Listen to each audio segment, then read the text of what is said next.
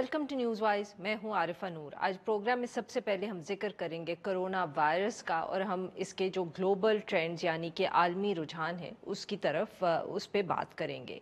दुनिया भर में ख़ास तौर में अगर हम इस वक्त वेस्ट को, यूरोप को और अमेरिका को देखें तो यहाँ कोरोना वायरस के केसेस के अंदर कुछ ना कुछ फ़र्क तो पड़ा है। नंबर्स कहते हैं कि कुछ जगहों पे कम हो रहे हैं और साथ साथ में नरमी भी आ रही है उन लॉकडाउन्स में जो हुकूमतों ने इम्पोज़ किया था।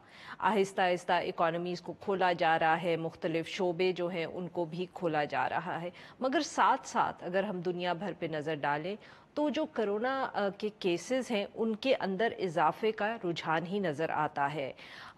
यूरोप के अंदर अगर नंबर्स में कुछ कमी आ रही है तो फिर जो डेवलप्ड वर्ल्ड है उसकी अगर बात करें तो वहाँ हमें नंबर्स बढ़ते हुए नज़र आते हैं। साउथ एशिया के अंदर देखें तो पाकिस्तान, भारत, बांग्लादेश के अंदर केसेस की तादाद में तेज़ी के साथ इजाफा हो रहा है और यही हाल जो है वो लैटिन अमेरिका का है, जहां ब्राज़ील, मेक्सिको, पेरू, चिली समेत जो मुल्क हैं वहां भी केसेस में मुसलसल इजाफा नज़र आ रहा है। अमेरिका के अंदर भी कोविड से जो अमवात हैं वो 1 लाख से ज़्यादा हो चुकी हैं। दूसरा नंबर अब ब्राज़ील का है, यहाँ अमवात जो है 50,000 से ज़ायद हैं। चीन के अंदर की अगर बात करें तो वहाँ इस वक्त लग रहा है कि जैसे कोरोना की या कोविड-19 की जो दूसरी लहर है, सेकेंड वेव जिसके एक्सपर्ट्स बात करते थे, वो नज़र आ रही है। इतने केसेस सामने आए कि जो अथॉरिटीज़ हैं उन्होंने बीजिंग के अंदर स्मार्ट लॉकडाउन जो है वो कर दिया है। और इसी तनाजुर के अंदर जो आलमी इदारा सेहत है, वर्ल्ड हेल्थ ऑर्गेनाइजेशन, उसने भी ख़तरे की घंटी बजा दी है। उसके डायरेक्टर जनरल ने कहा है कि असल ख़तरा कोरोना वायरस से नहीं है बल्कि उससे निमटने के लिए जो आलमी सतह के ऊपर मुश्तरका इक़दामात और यकजहती है उसकी कमी से असल ख़तरा है। इशूज़ जो हैं उनको हल करने की ज़रूरत है और ये सब इकट्ठे होंगे तो ही हल हो सकते हैं। इस हवाले से गुफ्तगू करने के लिए आज हमारे साथ मौजूद हैं डॉक्टर साद उमर, ये डायरेक्टर हैं L institute of global health. Welcome to the show doctor Saad. Doctor साद, सबसे पहले इस वक्त जो आप साउथ एशिया के अंदर और लैटिन अमेरिका के अंदर नंबर सामने आ रहे हैं, नज़र आ रहे हैं, आप इनको सर किस तरह देख रहे हैं? जो शुरू के अंदर कुछ हुकूमतों को ये क्या कह सकते हैं गुमान था गालिबन कि पाकिस्तान या और ममालिक के अंदर जो वायरस है वो शायद इतना विरुलेंट नहीं है या उस तरह की उसकी स्ट्रेंथ नहीं है जिस तरह के यूरोप या अमेरिका में थी। Can we say that those myths have been led to rest, या अभी भी आपको लगता है कि ये बात की जा सकती है? और जो बढ़ते हुए नंबर्स हैं सर उनके ऊपर भी अपना व्यू दीजिएगा। अच्छा देखें, दो बातें हैं। पहली बात तो ये है कि बिल्कुल आपने जो कहा कि जो एक मैजिकल थिंकिंग थी, एक जो जादुई ख्यालात थे कि ये डिफरेंट किस्म का वायरस है या फिर किसी तरह से कोई और स्ट्रेन है, उसका कोई एविडेंस बेस नहीं था। वो कोई मेन स्ट्रीम साइंसदानों ने नहीं इस बात को प्रोपेगेट किया था। वो पता नहीं शायद ये कन्वीनियंट था ज़हनी तौर पे कुछ हुकूमतों के लिए, तो वो चला जा रहा था। तो उसको बिल्कुल ये उन लोगों के लिए जो दिन रात यही काम करते हैं, कोई सरप्राइज़ नहीं है अनफॉर्चुनेटली कि जब आपके पास ससेप्टेबल लोग होंगे जिनके पास इम्यूनिटी नहीं होगी, जिनको वैक्सीन नहीं लगी, तो वायरस जल्द या बदेर आएगा। तो वही सूरत हाल साउथ एशिया की है। अगर उन इक़दामात की एब्सेंस में कि जो उस वायरस को रोकने की में रोल अदा करते हैं, फॉर एग्जांपल सोशल डिस्टेंसिंग और या ट्रैवल रिस्ट्रिक्शन कुछ सिचुएशंस में, तो वही हुआ लैटिन अमेरिका में भी, साउथ एशिया में भी।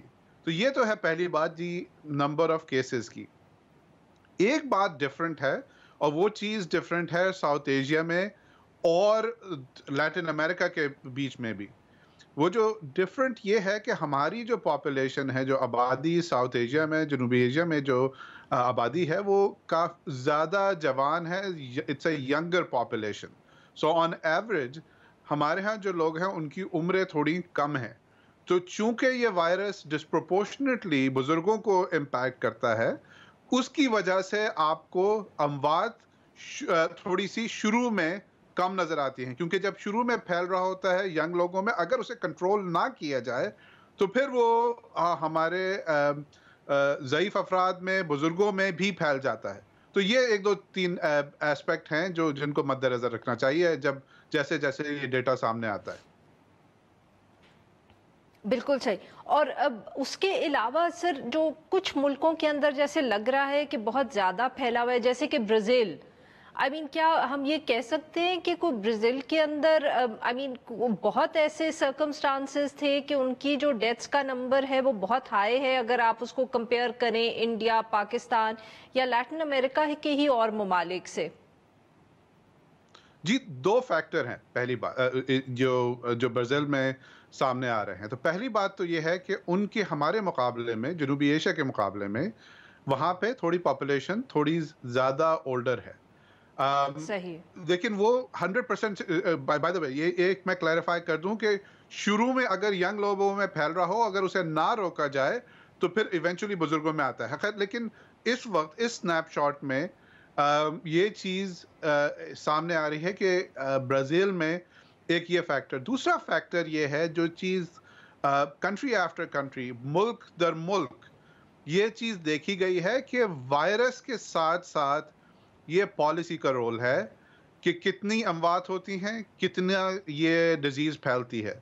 تو یہ ایک ٹریجڈی ہے برازیل میں فار ایگزامپل کہ وہ جو حکومت ہے اس نے سائنس بیسڈ ڈیسیجنز نہیں لیے، وہی میجیکل تھنکنگ رہی کہ یہ نہیں ہوگا یہاں پہ ماسک یا پھر اور دوسرے اقدامات کو انہوں نے بڑا کیجولی لیا، اور جو پالیسیز روکتی ہیں وائرس کو اس کو بہت کیجولی لیا. اس کی نہ صرف کیجولی لیا بلکہ اس کے خلاف اقدامات کیے حکام اعلیٰ نے. تو یہ جو جب چیز ہوتی ہے تو unfortunately public health is very unforgiving in the sense کہ یہ وائرس بہت انفورگیونگ ہوتا ہے جب یہ وبا پھیل رہی ہوتی ہے. تو اس کی وجہ سے جو اب آپ کو دیکھنا کو مل رہا ہے کہ وہ جنگل کی آگ کی طرح پھیل رہا ہے برازیل میں، اور اس کے ساتھ ساتھ ان کا جب ہیلتھ سسٹم اوور ویلم ہوا تو آپ کو اموات میں بھی تیزی سے اضافہ نظر آ رہا ہے. ڈاکٹر صاحب we have to take short break ہے، تو اگر یہ آگے جانے کی sort of carry on the conversation when we come back. ناظرین stay with us, we'll be right back.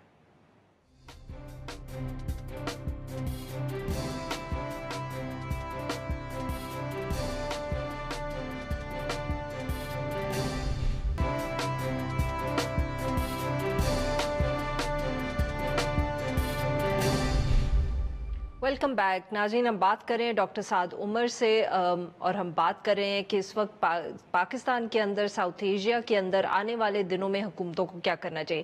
G doctor Saad, before we went on the break آپ کہہ رہے تھے کہ آنے والے دنوں میں بہت اہم یہ سوال بہت اہم ہے کہ آنے والے دنوں میں حکومتوں کو کیا کرنا چاہیے. تو سر بتائیے کہ what do the governments need to focus on in the coming days? دیکھیں انفارچونیٹلی حکومتوں نے جنہوں نے بالکل ہی اوپن کر دیا تھا rather than sort of going from full lock down to smart lock down and then opening up safely، اور جن میں سپر اسپریڈر ایونٹس ہو رہے ہیں ان کے پاس دو راستے ہیں. ایک تو انفارچونیٹلی اتنا پریشر آئے گا کہ وہ پھر دوبارہ لاک ڈاؤن کر دیں گے، تو پھر جو سارا ہے وہ گناہ بے لذت ہوگا کہ کھولا بھی اور آپ نے اکنامک کاسٹ بھی دی اور اتنے ڈیوریشن میں کافی جانیں ضائع ہوئیں. لیکن ایک اور اپروچ کی طرف کچھ حکومتیں جا رہی ہیں جس میں I can't read people's minds کہ اسلام آباد میں کیا تھنکنگ ہے یا دوسرے دارالخلافوں میں کیا تھنکنگ ہے. لیکن ایک چیز، ایک اور راستہ بھی کچھ حکومتیں لے رہی ہیں کہ ایک ڈسپونڈنسی کا کہ گیون اپ کہ this is the cost of doing business. اتنے لوگ تو جی مریں گے ہی کیونکہ ہمارے ملک میں اموات ویسے ہی ہوتی ہیں گورے ملکوں کے مقابلے میں، تو اب تو یہ تو ہوگا. یہ بہت اتنی نا امیدی، وہ مطلب کہ انہوں نے اپنا دماغ اپنے وہ تیار ہو گئے ہیں اس بات کے لیے کہ اب لوگ جو ہیں اگلے آنے والے دنوں میں بہت لارج نمبرز میں ان کی اموات ہوں گی. جی ہاں، یہ چیز it's not unavoidable and unfortunately it wasn't a fait accompli کہ یہ ہماری کہ ایک راستہ تھا کہ یہ ہماری ڈیسٹنی، یہی قسمت ہے کہ جب تو ہوگا ہی. کیونکہ ملکوں جیسے چلیں رچ ملکوں نے تو یہ مقابلہ یو ایس وغیرہ سے کرنے کی زیادہ ضرورت نہیں، کیونکہ یو ایس میں بہت بڑا پالیسی فیلئر ہوا ہے اس علاقے میں اس بارے میں. لیکن ویتنام، دوسرے ملک جنہوں نے کنٹرول کیا ہے، انہوں نے بھی اسی طرح کے اقدامات اٹھا کے کنٹرول کیا ہے. تو آگے جاتے ہوئے یہ کہنا اور یہ اپروچ کہ اب تو ہوگا ہی ہوگا، یہ درست نہیں ہے، کیونکہ these are real deaths. So that's صحیح. One thing. تو اگر ان کو پریشر میں آ کے اگر لاک ڈاؤن کرنا پڑا تو unfortunately it would be a double jeopardy in the sense کہ اگر اس ٹائم کو when they buy time next, this time hopefully it will be opened up safely, and second thing, it would be opened up from more extreme lockdown to smart lockdown, rather than opening up and then trying to capture small areas etc based on sort of black box algorithms. صحیح. تو آپ یہ کہہ رہے ہیں کہ اب inevitable ہے، ہم کیا یہ کہیں کہ اب بس یہ یقینی بات ہے کہ آنے والے دنوں میں صورتحال جو ہے وہ ایسی ہوگی کہ ایک دوبارہ لاک ڈاؤن کرنا پڑے گا؟ نہیں دیکھیں، یہ تو گورنمنٹ کا ریئیکشن ہے نا. یو کین پریڈکٹ کہ ڈیزیز کس سائڈ پہ جائے گی، باقی تو that is the decision of policy makers. So that unfortunately throughout the world these decisions haven't been predictable or even rational. بہت بہت شکریہ ڈاکٹر سعد عمر، آپ نے ہم سے بات کی. یہاں پہ لیں گے ایک چھوٹا سا بریک، اور جب ہم بریک سے واپس آئیں گے تو ہم بات کریں گے اسلام آباد کی اور اسلام آباد کے اندر اسمارٹ لاک ڈاؤن کی. Stay with us.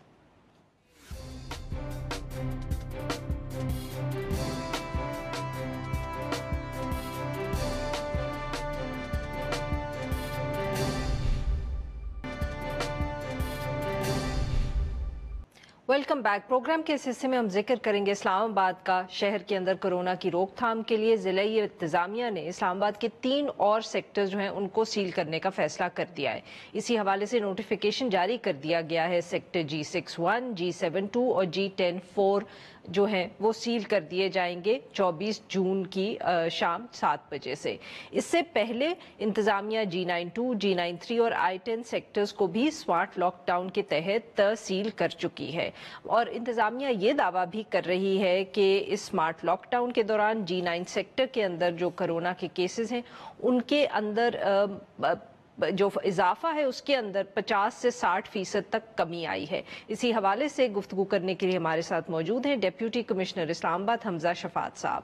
Welcome to the شو سر. حمزہ صاحب یہ بتائیے گا کہ جو آپ لاک ڈاؤن جب فیصلہ کرتے ہیں کسی سیکٹر کو کرنے کا تو سر آپ یہ کس طرح آپ ڈٹرمن کرتے ہیں کہ یہ علاقہ جو ہے یہ ہاٹ سپاٹ ہے اور یہاں اتنے زیادہ کیسز ہیں؟ کیا آپ ہسپتالوں سے انفارمیشن لیتے ہیں یا کوئی اور ذریعہ ہے ڈٹرمن کرنے کا کہ اس علاقے کے اندر زیادہ کیسز ہیں؟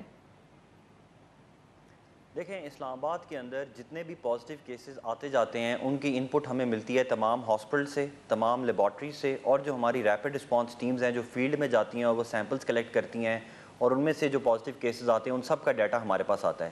ڈیلی جتنے بھی ہم ٹیسٹ کرتے ہیں ان کا ڈیلی رات کو ہمارے پاس ڈیٹا آ جاتا ہے. اسلام آباد کے اندر تقریباً 11,000 کے قریب پازیٹیو کیسز ہیں، اور وہ 11 کے 11,000 کہاں کہاں رہتے ہیں، ان کے کیا ٹیلی فون نمبرز ہیں، ان کی ہم نے جیو ٹیگنگ کر لی ہوئی ہے پورے میپ کے اوپر. جب ہم جیو ٹیگنگ کر لیتے ہیں اس کے اندر سے جو ریکورڈ کیسز ہیں ان کو ہم ڈیلیٹ کر دیتے ہیں. جیسے اسلام آباد میں تقریباً 11,000 کیسز میں سے 4,500 ریکور ہو چکے ہوئے ہیں، تو ایکٹیو کیسز جو ہیں وہ 5 سے 6,000 ہیں، اور یہ 5 سے 6,000 ہمارے نقشے کے اوپر جیو ٹیگ ہو کے ہمارے آنکھوں کے سامنے موجود ہوتے ہیں. اس کو دیکھنے سے ہی پتہ چل جاتا ہے کہ کہاں پہ 400 کیسز ہیں، کہاں پہ 200 کیسز ہیں، کہاں پہ صرف 3 کیسز ہیں، کہاں پہ 4 کیسز ہیں. اور وہ ہمارے پاس سسٹم بھی بنا ہوا ہے کہ کتنے کیسز ہیں اور اس ایریا کے اندر کتنی ہماری پاپولیشن ہے. اس کو دیکھ کے ہمیں یہ ایویڈنس مل جاتا ہے کہ یہ کہاں کہاں ایمرج ہو رہا ہے. جو ہم لاک ڈاؤن کرنے جاتے ہیں کسی بھی جگہ کو تو لاسٹ 10 to 15 ڈیز کا ہم ایکٹیو ڈیٹا اٹھاتے ہیں، اور اس میں ہمیں پتہ چل جاتا ہے کہ یہ ایپیڈیمولوجیکل کہ کہاں کہاں یہ گرو کر رہا ہے، وائرس کہاں کہاں پھیل رہا ہے. وہ ہمارے ہاٹ سپاٹس ہیں، ان کو ہم ایگزامن کرتے ہیں، اینالائز کرتے ہیں، اس کی پھر ایڈمنسٹریٹو سچویشن دیکھتے ہیں کہ یہ سیل ہو بھی سکتا ہے، نہیں بھی ہو سکتا، یہ کنٹیگوس ایریا ہے، کیسا ایریا، پھر اکارڈنگلی ہم اپنا فیصلہ کرتے ہیں اور اپروپریٹ فورم سے اس کی پرمیشن لے کے ہم نوٹیفیکیشن کرتے ہیں. ابھی تک جو ہمارا جو ایریاز ہم سیل کر چکے ہیں، آپ نے بالکل صحیح بتایا کہ ہم اس ٹائم پہ سیکٹر G9 کے 2 سب سیکٹرز ہیں، I-8 کے 2 سب سیکٹرز ہیں، I-10 کے 2 سب سیکٹرز ہم سیل کر چکے ہوئے ہیں، اور ہم آگے جو ہیں تقریباً 4 سب سیکٹرز مزید بھی سیل کرنے جا رہے ہیں. اور یہ ہم ابھی نہیں کر رہے، یہ ہمارا کام 2-2.5 مہینے سے چل رہا ہے. ہم نے سب سے پہلے شاہ اللہ کو سیل کیا، کوٹ ہتیال کو سیل کیا، اور وہاں پہ 15-20 ڈیز کی سیلنگ کے بعد 0 کیسز ہیں. اب اس طرح شہزاد ٹاؤن اور ترامڑی کو بھی کیا. اور ابھی بھی جو G9 ہے اس میں ابھی 8-9 دن ہوئے ہیں سیل کیے ہوئے. اس میں جو ہماری جو سرویلنس ہم نے کی ہے اس میں جو ہمارے ریزلٹس آ رہے ہیں, اگر پہلے 30 کے قریب کیسز پر ڈے آ رہے تھے تو ابھی صرف وہ 12, 13, 14 مطلب بالکل 50% ان میں فرق نظر آنا شروع ہو گیا. although it's too early, 14 دن جب پورے ہوں گے, 14 دن پورے ہونے کے بعد ہمارا زیادہ بہتر انالیسز اس کا ہو جائے گا. لیکن ہمیں بالکل یہ ایویڈنس ہے, امپیریکل ڈیٹا اویلیبل ہے کہ یہ لاک ڈاؤن کرنے سے اس ایریا کے اندر وہاں پر ریڈکشن آ جاتی ہے اسپریڈ میں. سر جب یہ آپ کہتے ہیں کہ وہاں پہلے 30 کیسز تھے اب 12-13 ہیں, تو یہ دس مینس کہ آپ جب ایک ایریا سیل کرتے ہیں تو پھر اس علاقے کے اندر آپ رینڈم ٹیسٹنگ بھی کر رہے ہوتے ہیں؟ جی نہیں, رینڈم ٹیسٹنگ نہیں ہوتی, وہ سسپیکٹس کی ٹیسٹنگ ہوتی ہے. رینڈم ٹیسٹنگ کا تو پھر ہمیں ڈیٹا نہیں پتہ چلے گا نا. فار ایگزامپل اب سیکٹر G9, 2 اور 3 ہے, اس کی 40,000 پاپولیشن ہے. اب اس 40,000 میں سے ہم 1000 بھی رینڈم سیمپل لے لیں اور وہ غلط ایریا کے لیتے رہیں تو ہمارا رزلٹ تو صفر آئے گا. ہم نے سسپیکٹس کے لینے ہوتے ہیں. اب آپ کا سوال ہوگا کہ سسپیکٹس کون ہیں؟ سسپیکٹس وہ ہوتے ہیں جن کے گھر کے اندر کوئی پازیٹیو کیس تھا, ان کا ٹیسٹ, یا وہ کسی ایسی آرگنائزیشن میں جاتے رہے جہاں پہ ان کا وہ ان ٹچ ہوئے, یا وہ فورن ٹریولنگ کر کے آئیں. بیسیکلی وہ کانٹیکٹ ٹریسنگ کا جو کانسیپٹ ہے, وہ کانٹیکٹس کو ٹریس کر کے ہم سسپیکٹس آئیڈینٹیفائی کرتے ہیں, پھر ان کے سیمپلز لیتے ہیں. اور یہ جو سسپیکٹس کی آئیڈینٹیفیکیشن ہے یہ بھی ایک بڑا ڈیلیکیٹ پروسیس ہے. اس میں ہماری ریپڈ رسپانس ٹیمز آتی ہیں. جو بھی پازیٹیو کیس ہوتا ہے اس کو پورا 25-30 منٹس انٹرویو کیا جاتا ہے اور اس سے پوچھا جاتا ہے وہ کہاں کہاں گیا ہے پچھلے 4-5 دن میں جب سے اس کا پازیٹیو آیا, اور وہاں سے ہمیں پتہ چلتا ہے کہ یہ لوگ سسپیکٹس ہو سکتے ہیں. پھر اس علاقے کے اندر جتنے بھی لوگ ہیں جن کو سمٹمز ہو رہے ہیں امیڈیٹلی ان کا بھی ٹیسٹ کر لیا جاتا ہے, تو ہمیں ایگزیکٹ ڈیٹا پتہ چل جاتا ہے کہ کون سمٹومیٹک یا اے سمٹومیٹک پازیٹیو کیسز ایک جگہ پر موجود ہیں. بٹ سر جب یہ آپ سیل کرتے ہیں اس کے بعد آپ اس طرح ٹیسٹنگ کرتے ہیں, 2 ہفتے کے لیے بند رکھتے ہیں, 2 ہفتے کے بعد پھر پروبیبلی یہ ہوتا ہے کہ کیسز اس علاقے میں کم ہو جاتے ہیں, مگر کیا ہم یہ کہہ سکتے ہیں کہ بالکل ختم ہو جاتے ہیں جب 2 ہفتے کے بعد آپ اس علاقے کو انسیل کرتے ہیں؟ نہیں, 100% تو کبھی بھی کام نہیں ہو سکتے, نہ یہ 100% ایلیمینیٹ ہو سکتا ہے, نہ یہ ہماری اسٹریٹجی ہے کہ اس کو 100% ایلیمینیٹ کرنا ہے, کیونکہ 100% ایلیمینیشن کے لیے تو اے ٹائٹ سیل کرنا ہوتا ہے, وہ پھر ایک سیکٹر نہیں, وہ تو پھر پورا ملک سیل کرنا ہوتا ہے, اور وہ تو پاسبل نہیں ہے. ہمارا تو مقصد, ہماری اسٹریٹجی یہ ہے کہ ہم نے کرو کو فلیٹن کرنا ہے, یعنی کہ جو ہمارا تیزی سے کیسز بڑھ رہے ہیں ان کو ہم نے ریڈیوس کرنا ہے, تاکہ جب کیسز زیادہ تیزی سے بڑھتے ہیں تو ہمارے کرٹیکل کیسز بھی بڑھتے ہیں, اور کرٹیکل کیسز جب ہاسپٹل میں جاتے ہیں تو پھر ان کو مینیج کرنا مشکل ہو جاتا ہے. ہمارے ہاسپٹلس تو 200-250 بندے کو کرٹیکل کیئر ایک دن میں مینیج کر سکتے ہیں, تو اگر ایک دن میں ہی 400 کیسز ہو جائیں گے تو اس کا مطلب ہے کہ 100 بندوں کو تو ہم مینیج نہیں کر پائیں گے. اس لیے ہم نے جو اسپریڈ آف ڈیزیز ہے اس کو بہت زیادہ سلو کرنا ہے, اور اس سلو کرنے کا فائدہ یہ ہوتا ہے کہ جو ہمارا ہیلتھ انفراسٹرکچر ہے وہ کریش نہیں کرتا. انفارچونیٹلی ایسا نہ ہو جائے کہ خدا نہ خواستہ لوگ ایمبولینسز میں ہاسپٹل پہنچیں اور جگہ نہ ملے, اور ایمبولینسز میں ان کی ڈیتھ ہونا شروع ہو جائے, ان کو وینٹ نہ ملے یا آکسیجن نہ ملے. اس لیے یہ جو کانسیپٹ ہے نا کہ 0 کیسز ہو جائیں گے, یہ تو نہیں کرتے. مقصد یہی ہے کہ اب فار ایگزامپل G9 کے اندر ہمیں پتہ ہے کہ 200 کیسز ہیں. اب جب ہم نے 14 ڈیز سیل کیا ہے تو ان 200 کے 200 کیسز جو پہلے تھے لاک ڈاؤن سے پہلے, وہ سارے کے سارے انشاءاللہ ریکور کر جائیں گے 14 ڈیز میں, اور وہ 0 ہو جائیں گے. اگر ہم اس کو سیل نہ کرتے تو وہ 200 لوگ 800 کو کرتے, اور 800 جو ہیں وہ 2000 کو کرتے. اب جب ہم نے سیل کر دیا تو وہ 200 لوگ اندر ہی اندر ریکور ہو گئے, اور وہ کسی کو بھی اسپریڈ نہیں کریں گے. تو ہم نے ایک بہت بڑی جو پرابیبل اسپریڈ تھا وہ ہم روک لیتے ہیں. صحیح. اور سر جو یہ بات ہے کہ اس کا ان سمارٹ لاک ڈاؤنز کا جو ہمیں اثر ہے اوور آل نمبرز پہ اسلام آباد کے, وہ کب نظر آئے گا؟ مطلب کہ آپ نے جیسے کہا کہ وی آر ٹرائنگ ٹو فلیٹن دا کرو, تو وہ جو کرو اسلام آباد کا ہے وہ ہمیں اس کے اندر فلیٹننگ کب نظر آئے گی اندازاً؟ اگر کیونکہ آبویسلی اب زیادہ ہاٹ سپاٹس کو آپ سیل کریں, پہلے اگر ایک آدھ تھے تو اب you are doing like 5 or 6 at a time. So overall کرو میں ہمیں فرق کب نظر آئے گا؟ ہمارا اوور آل کرو میں فرق آ چکا ہوا ہے. جب یہ پچھلی عید گزری ہے, اس عید کے گزرنے کی چھٹیوں سے واپس آنے کے بعد 14 دن گزرے تھے تو ہمارے ڈیلی کیسز 700 تھے, 750 تھے, 600, 650. ہمارا تو ڈیلی گراف اوپر جا رہا تھا. اس کے بعد جو ہم نے لاک ڈاؤن شروع کیے اور ہم نے ایکسٹینسو ہم نے ایکشن سٹارٹ کیے SOPs کے اوپر. ماسک کو کمپلسری کیا ہے, گاڑیاں بند کی ہیں, ہوٹلز بند کیے ہیں, انڈسٹریز بند کی ہیں, جرمانے کیے ہیں, اور اب الحمدللہ ہمارا وہ جو 700-800 کیسز جا رہے ہوتے تھے اب وہ 300, 250, 240 اتنے کیسز آ رہے ہیں. تو آلریڈی ہم نے جو اپنے کرو کو کنٹرول کر لیا ہے, اور اگر یہ ہم 150-200 تک لمٹ کر لیں تو یہ ہماری بہت بڑی سکسیس ہوگی. 150-200 کا مطلب ہے کہ اس میں سے کرٹیکل کیسز جو ہیں وہ صرف 10 ہوں گے, اور 10 کو ڈیلی بیسس کے اوپر ہمارا ہیلتھ انفراسٹرکچر مینیج کر سکتا ہے. لیکن اگر ہم یہ لاک ڈاؤن نہ کرتے یا ایس او پیز کے اندر دوبارہ ہم اگر سستی کرنا شروع کر دیں تو یہ پھر ڈیلی 700-800 کیسز جائیں گے اور ہمارا ہیلتھ انفراسٹرکچر کریش کر جائے گا. بہت بہت شکریہ سر، آپ نے ہم سے بات کی. ناظرین، یہاں ایک چھوٹا سا بریک ہو، جب ہم بریک سے واپس آئیں گے تو ہم بات کریں گے ایم کیو ایم کی، اور خاص طور پہ ایم کیو ایم لندن کی، کہ وہاں آج کل کیا صورتحال ہے اور اتنے انٹرویوز اور اطلاعات سامنے کیوں آ رہی ہیں. Stay with us.